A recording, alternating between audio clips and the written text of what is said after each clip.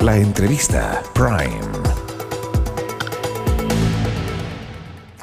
¿Cómo están? Gracias por acompañarnos en esta transmisión de Mega Noticias Ahora y en este segmento en el que vamos a analizar actualidad y vamos a conversar con algún protagonista o bien observador de la actualidad tanto nacional como internacional. Siempre al comenzar tendremos también una opinión editorial, ¿no?, respecto de lo que va ocurriendo en nuestro país. Y hoy marcamos este primer punto editorial respecto de una situación que a todos nos debiese llamar a preocupación. ¿Están en crisis las instituciones? Usted dirá, la pregunta es muy amplia, ¿no? ¿De qué instituciones estamos hablando? Bueno, podría ponerle varios ejemplos. Hoy, por ejemplo, tuvimos un desaguisado de marca mayor, por primera vez desde el retorno a la democracia, que no se respetó un acuerdo que se había alcanzado al comienzo de este ejercicio legislativo, es decir, de este periodo parlamentario, para repartirse la presidencia del Senado. Ese acuerdo se alcanzó el 11 de marzo del 2022 y, bueno, se repartían un año la presidencia del Senado en distintos partidos políticos. Había que hacer cambios de presidencia del Senado, no se respetó. Las razones las va a encontrar rápidamente en distintos medios informativos, incluyendo, por cierto, las transmisiones de Mega Noticias Ahora. Pero la pregunta es, ¿por qué? ¿Por qué se irrespeta? ¿Por qué no se cumple la palabra empeñada? Si eso pareciera ser serio, para algunos quizás no tan grave, pero de todas formas preocupante, se trata de una institución que para muchos es una cierta reserva desde el punto de vista político. Más preocupante es todavía cuando vemos que instituciones como, por ejemplo, la PDI tiene a su director nacional renunciado en medio de un escándalo por haber filtrado información sensible que se supone es reservada en investigaciones nacionales de tremenda relevancia para el país. El caso Dominga, el caso Enjoy, el caso Guevara, el caso que ha afectado al exalcalde de Torrealba, en fin.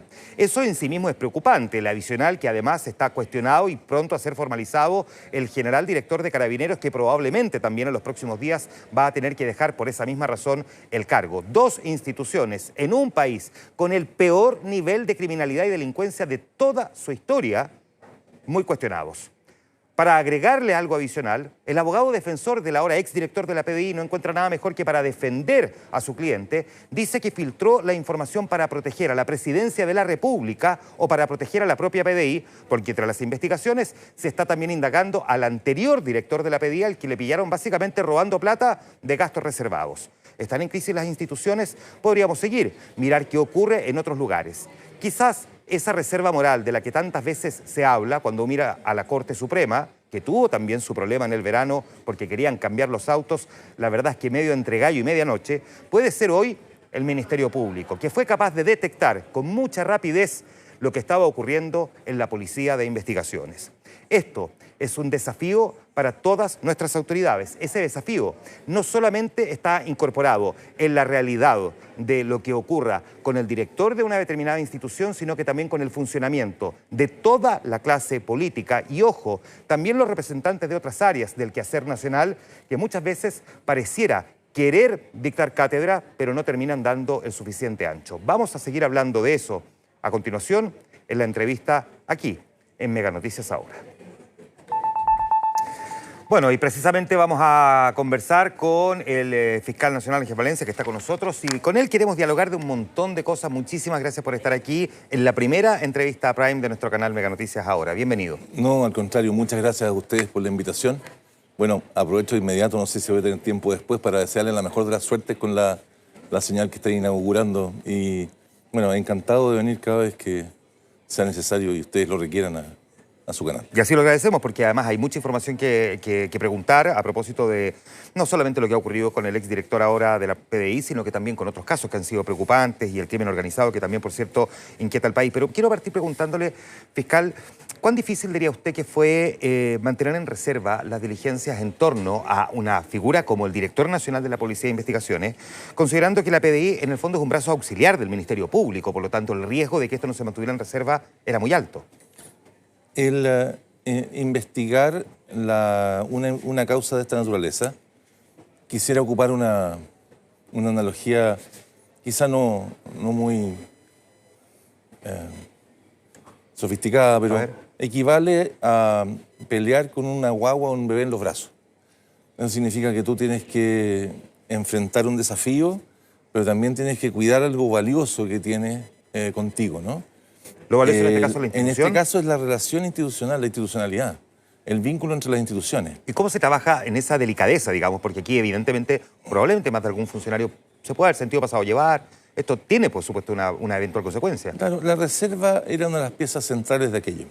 Teníamos que los fiscales, y así se los requerí, y las veces que tuve la posibilidad de reunirme con ellos para hablar de esto, y también se lo encargué al jefe de la unidad anticorrupción, uno de los principales encargos de la Fiscalía Nacional era avanzar con celeridad, en profundidad, con rigor jurídico y rigor profesional, pero además maximizando las precauciones para no provocar más daño de aquel que es inevitable, ¿no? Y entonces los resguardos para la seguridad fueron extremos, los que tomaron los fiscales.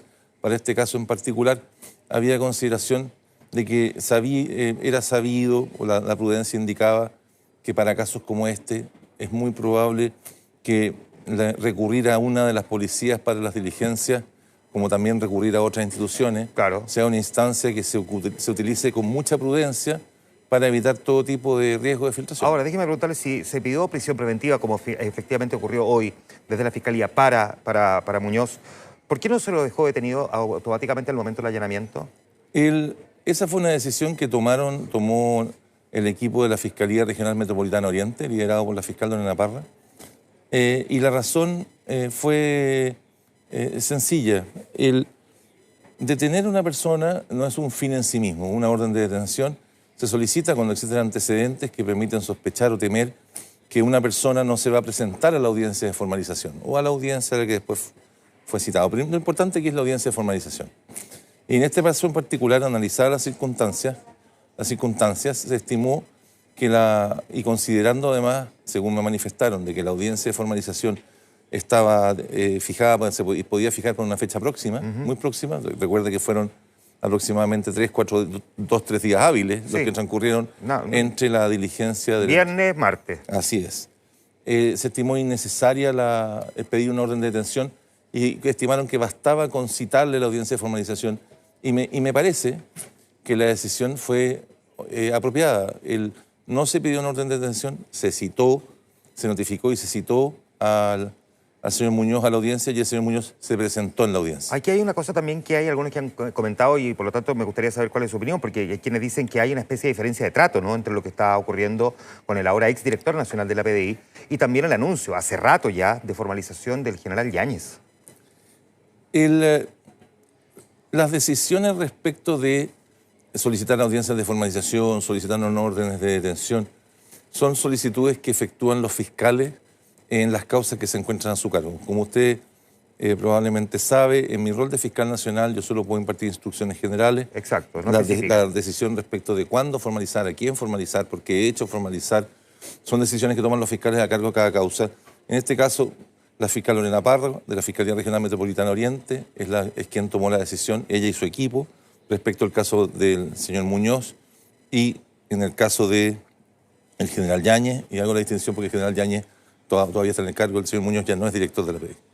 En el caso del general Yáñez es el fiscal Almendarí y su equipo quien decide la oportunidad de la audiencia de formalización, pero hay algún criterio pedirla o no común, pedirla. Aquí se marca la asimetría, se marca la asimetría en que son investigaciones distintas. Y por último es el tribunal el que fija la fecha. Claro. O sea, los fiscales deciden el momento en el que piden la audiencia de formalización, pero es el tribunal el que fija la fecha. Ahora, esto lo asume y entiendo por su respuesta que es evidentemente una cuestión que tiene un cierto grado de delicadeza. Por lo mismo, ¿se le informó al gobierno antes de que este operativo se realizara allanaamientos a la casa y a la oficina? Ahora, yo no quisiera parecer, antes de responder esa pregunta, que la voy a responder, ¿sí? No quisiera parecer como traspasándole la responsabilidad al Poder Judicial de las diferencias de fecha, porque también en audiencias de esta naturaleza los fiscales toman contacto muchas veces con la administración de causas de los tribunales para saber, y también con su experiencia, conocen los tiempos que están tomando los tribunales para agendar. Por lo tanto, muchas veces al tomar la decisión de pedir una audiencia o pedir una orden, se conoce la fecha probable, ¿no?, el tiempo probable que va a tomar la audiencia de formalización. No quisiera pensar que las diferencias de tiempo se las estoy traspasando al Poder Judicial. Ahora, ¿se le informó al gobierno antes del allanamiento? No, por ningún motivo. ¿El gobierno se entera al momento de los allanamientos? Por supuesto que no podíamos informarle a nadie, no podíamos informarle a terceros Para estos efectos, bueno, un tercero no podía informarle respecto de la existencia de central de registro, pero sí, por un asunto de deferencia institucional, pocos momentos antes de que se publicara el comunicado en el que informábamos de la diligencia, de la existencia de la investigación, me comuniqué con la ministra del Interior y le comuniqué la diligencia que se había realizado y transmití básicamente la misma información del comunicado por un asunto de deferencia entre instituciones estatales y la relevancia de la causa, considerando que la Policía de Investigaciones depende del Ministerio del Interior y que no nos parecía... Parece que por deferencia merecía enterarse no por la prensa o no por el Twitter, sino que porque no se lo estaba comunicando. Ahora, fiscal, ¿por qué el abogado Luis Hermosilla, que es a partir de la investigación del llamado caso Audios, lo que deriva finalmente en el peritaje de ese celular que llega hasta el director de la PDI, no ha sido formalizado, a pesar de todo el tiempo que ha pasado, y en cambio tan rápidamente sí ocurrió así con el exdirector de la Policía de Investigaciones? Recuerda que aquí hay dos causas que corren por cuerda paralela, tan como explicaron los fiscales hoy día en la formalización. Así es. No estoy revelando información que ellos no hayan expuesto hoy día en la audiencia de formalización. Hay una causa que podríamos llamar la causa matriz, con el caso Audios, o como quieran llamar, que surge de que dispusimos que se abriera de oficio y que surge de la revelación por un medio de prensa de una conversación telefónica, ¿no? Esa conversación telefónica entre en la que participaría el abogado Luis Hermosilla y otras personas. Y esta causa, la causa relacionada con el director, el señor Muñoz, el exdirector de la PDI, sí, surge de un hallazgo casual en esas diligencias. A propósito de o sea, no se está buscando esto. No se estaba buscando esto. Pero se lo encontró. Pero apareció esto. Y como consecuencia de ello, los fiscales piden una orden judicial para asegurarse de que se están actuando correctamente, aunque ellos creían de que se podía iniciar una causa y revisar los mensajes y se inicia esta segunda causa. Quiero entender, perdón, que todavía se está indagando respecto de la documentación incautada a Luis Hermosilla y por eso es que no se ha resuelto su formalización. Es de público conocimiento que existe una investigación en contra del señor Hermosilla y que esa investigación tiene diligencias pendientes. Se encuentra a cargo de la fiscal Parra. Por las razones que hoy día todo el mundo entiende, ¿no? De que revelar información de una investigación constituye delito. No me encuentro impedido, no soy fiscal a cargo de la causa, pero de momento esa investigación está con diligencias pendientes, continúa adelante y los resultados de ella en su momento los fiscales lo evaluarán y tomarán las decisiones del caso. Ahora, si los peritajes al celular de Hermosilla o a los celulares de Hermosilla derivaron finalmente en esto que ha ocurrido con Sergio Muñoz, ¿es posible que los peritajes al celular o los celulares de Sergio Muñoz deriven en otros funcionarios de la PDI involucrados? Pero también, yo no quisiera entrar en especulaciones que asignen mayor probabilidad de hallazgo de eventos respecto a una institución u otra. Solo insistir en que esa investigación está vigente. Usted pudo escuchar hoy día, de parte de los propios fiscales, que esto surgió en la revisión, creo, de la hoja 40.000, y son más de 700.000 Son 700.000 documentos. 700.000 documentos que tienen que revisar. En consecuencia, es una investigación que está avanzando. Nosotros siempre en la Fiscalía sostenemos, uno sabe cómo una investigación comienza, no sabe cómo termina. Ahora, sí se sabe a quién le pudo haber enviado Luis Hermosilla, dado que con él parte de la investigación, la información que le entregó el director de la PDI, digo porque el director de la PDI le entrega a Luis Hermosilla datos de una serie de causas, al menos 5, ¿no? Una sola tenía Luis Hermosilla como abogado, las otras 4 no. ¿Sabemos a quién Luis Hermosilla le pudo haber reenviado a su vez esa información y si eso es constitutivo de delito? Yo quisiera remitirme a los hechos antecedentes hoy día que fueron vertidos en la formalización de la investigación. De momento, y esto es lo que los fiscales hicieron público hoy día en la formalización, lo que existe es un conjunto de mensajes dirigidos, intercambio de mensajes, ¿no? Dirigidos entre el señor Sergio Muñoz, que era el director de la Policía de Investigaciones, y el abogado Hermosilla. Luis Hermosilla. La utilización o el uso que el abogado Hermosilla dio de estos mensajes de correo electrónico es probablemente uno de los objetos de la investigación, una de las finalidades de investigación que todavía corresponde esclarecer. De momento, de lo que hoy día los hechos por los cuales se ha formalizado, corresponde al intercambio de mensajes entre ambos. El uso que se dio respecto de esos mensajes, cuál pudo haber sido el propósito, la motivación, son elementos que en investigaciones como esta corresponderá esclarecer, pero de momento esta investigación está vigente y con diligencias pendientes. Se lo pregunto porque no solamente se ha mencionado que parte de esa información fue a parar al exministro Andrés Chadwick, sino que esta misma tarde la vocera de gobierno, Camila Vallejo, dijo, la voy a citar textual, estamos hablando de una posible red de cuello y corbata que implica no solamente al exfuncionario de la PDI, sino que también a expersoneros de gobierno y líderes políticos de la oposición. Yo no sé Yo no sé de dónde obtiene, qué información tiene la ministra Vallejo para hacer una afirmación de esa naturaleza. Si efectivamente ella tiene información sobre la existencia de una red, eventualmente debería aportarla a la fiscal a cargo de la causa. De momento, hacer una afirmación como esa, la verdad, la investigación está vigente, no puedo entregar información sobre el particular, pero me remito a los hechos de la formalización, que son los que hoy día se han hecho públicos. Ahora, por la delicadeza del caso y por la investidura además que tenía Sergio Muñoz, ¿existe la posibilidad que usted mismo se haga cargo de la investigación? La ley establece que el fiscal nacional puede hacerse cargo directamente de la investigación atendida a la investidura. Así se solicitó, por ejemplo, respecto al caso del general Yáñez. Así es. Pero en este caso la investigación está siendo bien dirigida, está dando resultados. Me parece que los fiscales han dado muestras de prolijidad y de seriedad, profesionalismo, independencia y especialmente de objetividad. Creo que en ese contexto, de momento, no hay motivo que justificase que tomara una decisión de esa naturaleza. Sergio Muñoz le filtró información a Luis Hermosilla y eso es básicamente, en síntesis, lo que ha derivado, ¿no?, en lo que vimos hoy día, ¿no? Esos son los hechos que se investigan. Perfecto. Y por lo tanto, filtrar información y además de una investigación es constitutivo de delito. De hecho, la misma jueza hoy día lo plantea así. De dos delitos distintos. De dos delitos distintos. Un delito de violación de secreto común y además uno calificado o agravado, el de la ley de lavado activo. ¿No le complica que en todos estos días se haya filtrado información a la prensa? Por supuesto que sí. Más allá de lo útil que puede ser para nosotros. No, pero por supuesto que sí. Y no quisiera entrar en conflicto con lo que se entienda que estoy juzgando a la prensa. Pero por supuesto que sí. Es una situación que nos incomoda que se reiteren las filtraciones. Recuerde, por favor, el caso también del señor Ojeda, del teniente Ojeda. Así es. Y también, pocos días después de que se encuentra el cadáver, empieza a aparecer información reservada a la Fiscalía que incluso pone en riesgo el éxito de la investigación asociada con la identidad de las personas contra las cuales existían órdenes de detención. Por supuesto que sí, es un asunto que nos preocupa.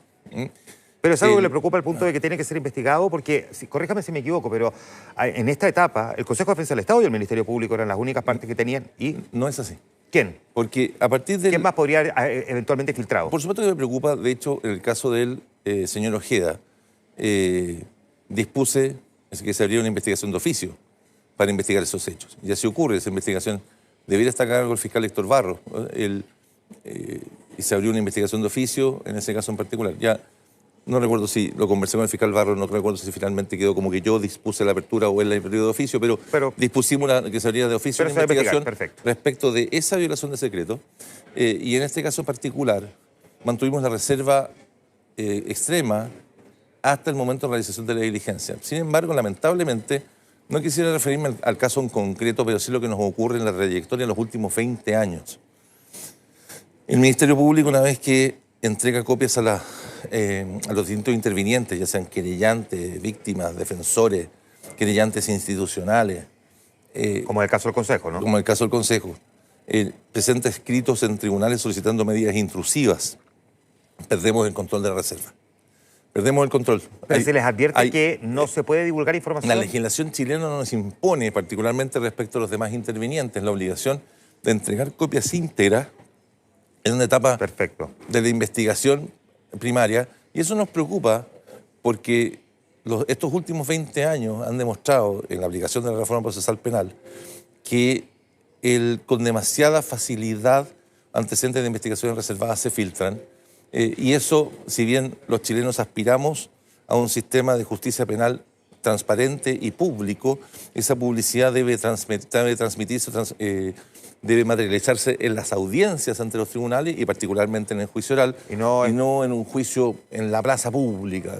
Fiscal, poniendo en riesgo la investigación. Sí. Por eso siempre hemos sido, por lo menos durante esta gestión, tan celosos en insistir que cuando hay diligencias pendientes nos reservamos en informar acerca del detalle para asegurar su éxito. Ya, déjeme para cerrar este tema y irme al crimen organizado, pero también en estos días hay quienes han recordado que a propósito de la filtración de uno de los casos, el caso Guevara, en algún momento usted fue abogado externo de la Municipalidad de Barnechea, donde él era alcalde. ¿Teme que de alguna manera alguien lo involucre en este caso, aunque sea tangencialmente? No, no tengo temor de eso. No tengo temor de eso. Quizá la aparición de esta información puede dar luces acerca de cuánto nos cuesta a veces avanzar y las razones que pueden haber detrás de esas dificultades para avanzar en ciertas investigaciones. Pero creo que además el hecho que hoy día el Ministerio Público esté formalizando por casos como ese dan cuenta de que ese supuesto conflicto de interés que tampoco existía, en esta supuesta inhabilidad que tampoco existe, no era obstáculo para que pudiera avanzarse en esos casos. ¿Cuánto afecta este tipo de hechos que tengamos al director nacional de la PDI en una situación como esta? Por ejemplo, el combate contra una cuestión que hoy día preocupa, el crimen organizado. ¿Cuánto nos puede afectar? No son cosas positivas, no son cosas nuevas, por eso me pareció, vi con muy buenos ojos cuando me informaron que habían tomado la decisión de que transcurriese muy poco tiempo entre la solicitud de audiencia, formalización y la formalización misma, ¿eh? Porque para que no enfrentáramos situación de inestabilidad con la policía investigativa. Yo recuerdo que la policía investigativa es un organismo auxiliar del Ministerio Público con el cual, a través del cual dirigimos la investigación. Pero las personas pasan, Juan Manuel, las personas pasan, las instituciones quedan. Lo importante son las instituciones. Claro, lo que pasa es que a veces quedan dañadas por fiscal, a veces quedan medio abolladas. Como las familias, pues las familias enfrentan a veces momentos difíciles, pero tenemos que seguir juntos. Yo, como le decía, perdón el ejemplo trivial, pero también como le decía al propio director Muñoz, esto es una conversación privada, pero no creo que esté incurriendo una falta en aquello. Recuerda que el director Espinosa, el director anterior, está acusado por el Ministerio Público por hechos gravísimos que tienen que ver con el mal uso de gastos reservados. Cientos de millones de pesos que habría destinado a su beneficio personal. El director hoy día está acusado por el Ministerio Público para llevar a juicio oral y estamos pidiendo penas muy graves en su contra. Pese a ello, eso permitió que siguiéramos trabajando. Eso no impidió que siguiéramos trabajando juntos. Por ejemplo, en el caso GEA, ¿ustedes no han pensado en cambiar a trabajar solo con Carabineros por un caso como este? Y eso es lo que le quiero decir. Podemos tener... Esto es como en los matrimonios, que tenemos que estar juntos por los niños. No podemos... Claro, que cuando los niños crecen, ese matrimonio se separa tirándose los platos. No tenemos derecho a llevarnos mal. Ya. El Ministerio Público y la PDI no tenemos derecho a llevarnos mal porque el pueblo de Chile necesita que trabajemos juntos bien. Podemos tener dificultades, podemos tener traspiés, pero insisto, las personas pasan, las instituciones quedan. No tenemos derecho, las instituciones, ¿no?, a que dificultades de esta naturaleza constituyen un traspié o un impedimento para que sigamos trabajando juntos. Voy de vuelta al crimen organizado. ¿Trabajando juntos bien? Sí, trabajando juntos bien, no a contrapelo. Así es. Ya, ¿no están trabajando a contrapelo? O sea, estamos trabajando bien. No pierda cuidado, que hemos seguido, aquí uno tiene que caminar, mascar chicle. Este inconveniente, este traspié o esta investigación no ha impedido que los días previos, aunque sabíamos que esta investigación existía, que los días previos siguiéramos trabajando bien y que después de este día sigamos trabajando bien. ¿Es una amenaza para la democracia chilena el crimen organizado que está instalado en Chile? Es un hecho de la causa que lo tenemos. ¿Cuál es el tamaño de ese crimen organizado? Podemos discutirlo, pero está instalado. ¿Es hoy una amenaza para la democracia? Hoy día existe un acuerdo bastante amplio en orden a que el crimen organizado, las bandas de crimen organizado transnacionales, ponen en riesgo la democracia en toda la región. O sea, esto no es solo un problema chileno, hay que entender que es un problema de la región. Sin duda. Hay un problema de toda América Latina, de América Central. No es un problema exclusivamente chileno. Por supuesto, en algunos países de la región el problema es más grave que en otros, ¿okay? Pero la amenaza del crimen organizado transnacional pone en riesgo la democracia y el Estado de Derecho en toda región. Ahora, está definido que hay por lo menos 6 países en los que el crimen organizado ya se instaló, así como bien claramente identificables. Pero ¿qué le hace atractivo a los integrantes de bandas como el Tren de Aragua, en fin, venir a nuestro país, instalarse en Chile? ¿Qué le resulta atractivo a un país como el nuestro? ¿Qué falla institucional podría, digamos, de alguna manera pensar que a lo mejor ellos dijeron, aquí podemos operar con un poco más de impunidad?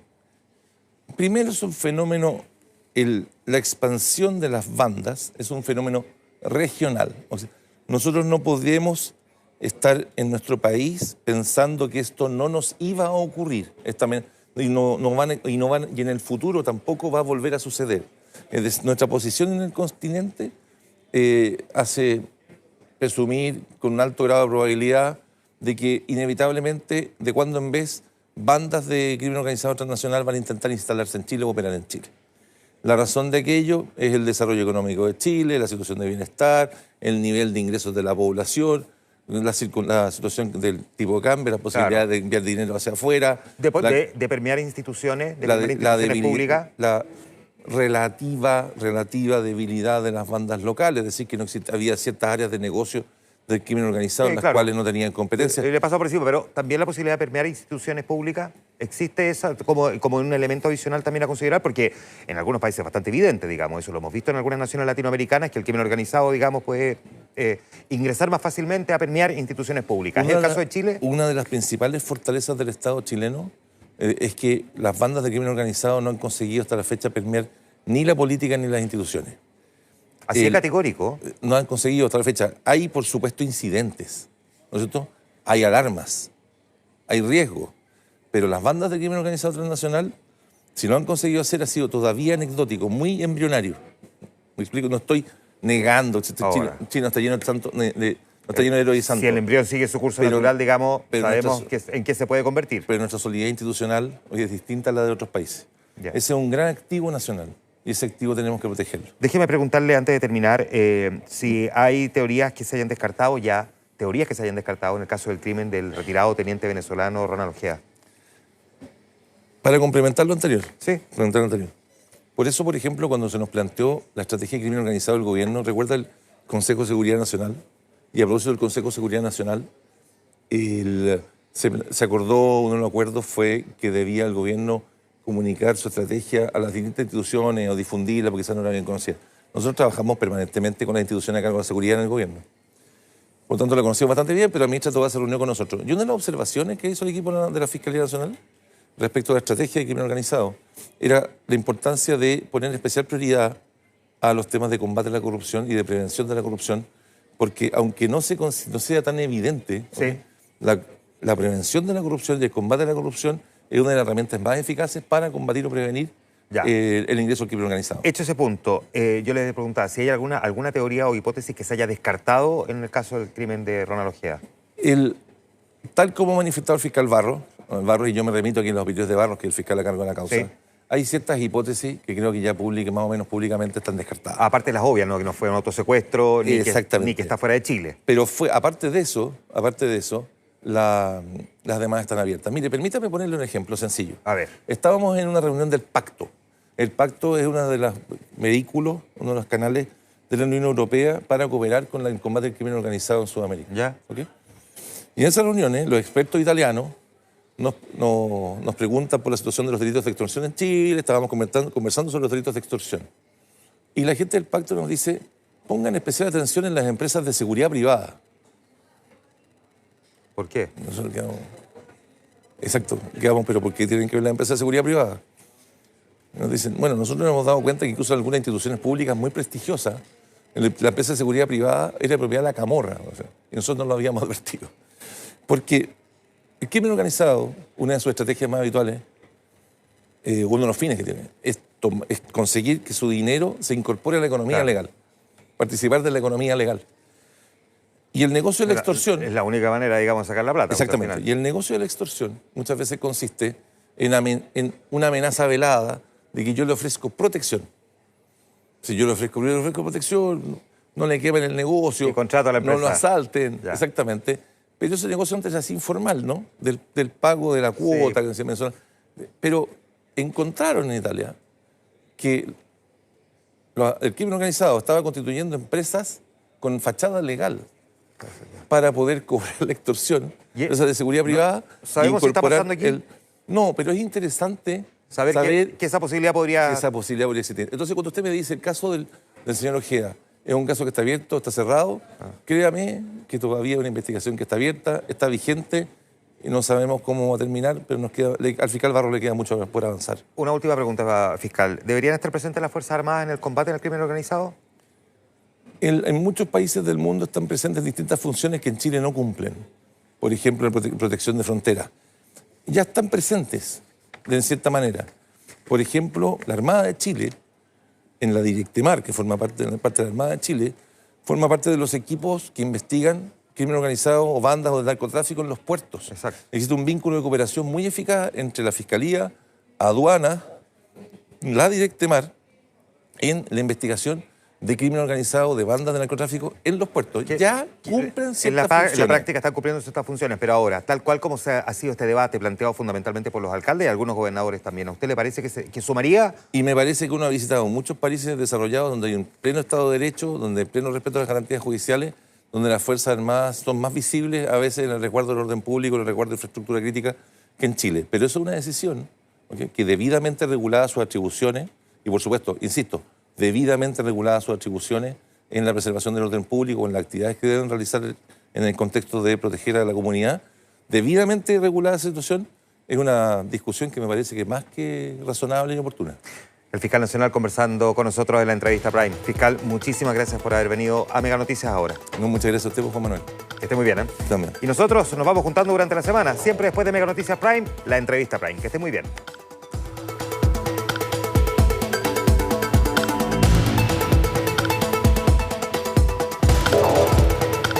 La entrevista Prime.